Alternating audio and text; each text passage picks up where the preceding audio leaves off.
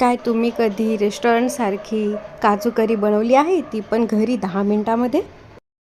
काय बोलतात नाही? चला मग आपण आता बनवूया अगदी सोप्या पद्धतीने. त्यासाठी लागणारे साहित्य बघूया. मी सगळं आधीच चॉप करून ठेवलेले आहे.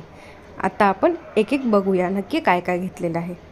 तर सर्वात पहिले मी घेतलेले आहे 10 ते 12 काजू. ते मी भिजवलेले नाही आहे, असेच घेतलेले.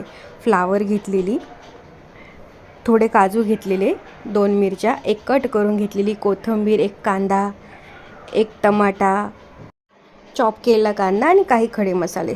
सगळ्यात पहिले आपण ना फ्लावर तळून घ्यायची. व्यवस्थित गोल्डन ब्राऊन झाली की ती काढून घ्यायची. आता आपल्याला फ्लावर आणि काजू दोन्ही तळायचे आहे. काजू जर मी सेपरेट टाकले असते तर ते जळाले असते किंवा करपले असते, त्यामुळे ते चवीला पण छान नसते लागले. त्यामुळे मी फ्लावर आधी टाकली, नंतर ते काढून झाले. आता मसाल्याची तयारी करू. एक कांदा टाकला, त्याला गुलाबी होईस्तोवर थोडासा सॉफ्ट होईस्तोवर मी तळला. नंतर त्याच्यामध्ये टाकले मी बाकीच्या वस्तू. आता बीट मी अद्रक लसूण घेतलं नाही का, कारण मी पेस्ट वापरते. तुम्ही वाटलंच तर अख्खी पण घेऊ शकतात, जसं तुम्हाला वाटेल तसं सोयीनुसार. टमाटा टाकलेला आहे मी.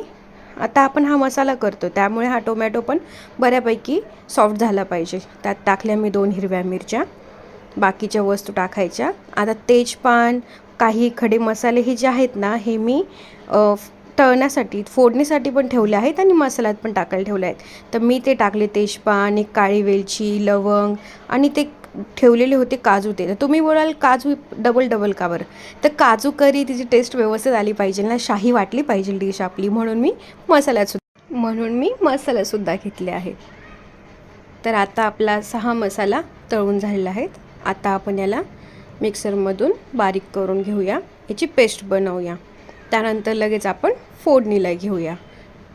थोडी मी कोथिंबीर त्यात टाकते, कारण त्याने खूप छान असे टेस्ट पण येते आणि खूप छान तिचा कलर पण असतो. तर थोडी आपण बाकी नंतर चिरून त्यात टाकूया. थोडी मी यात टाकली.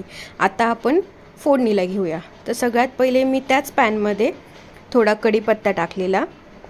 कढीपत्ता थोडासा आपला तळण्यासाठी मी अगदी किंचितसं तेल टाकलं, कारण ऑलरेडी सगळे मसाले तळलेले, सर्व तळलेले, जास्त तेलकट नको व्हायला म्हणून.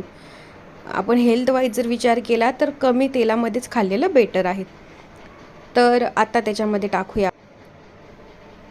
आता मी याच्यामध्ये टाकले आहे तेजपान, ते स्टार फूल, ती चॉप केलेली मिरची, 2 काळी वेलची आणि हे सर्व आता आपण फोडणीला. हे थोडंसं फ्राय झालं की आपण याच्यामध्ये आपला वाटून ठेवलेला मसाला ॲड करणार आहोत, जे आपण वाटण बनवलं आहे ते. तर त्यात थोडेसे मी चांगले आणखीन टेस्ट यावी म्हणून जिरे टाकले. तर मी हवं तर शाही जिरेही टाकू शकतात. असं थोडंफार मी फ्राय करून घेतलेलं आहे. तुम्हाला ऑप्शनल आहे, मिरची जर पुन्हा टाकायची असेल तर ठीक आहे, नाहीतर नाही टाकली तरी चालेल. हा चॉप करून ठेवलेला कांदा होता, तो पण त्यात टाकूया. थोडासा परतून घेऊया व्यवस्थित. परतल्यानंतर आपण पुढची प्रोसेस करूया. आता हा असा आपला बऱ्यापैकी गुलाबी असा कांदा झालेला आहे. आता यात टाकले मी वाटलेलं वाटण. ते पण व्यवस्थित आपण 1 ते 2 मिनटं तळून घेऊया.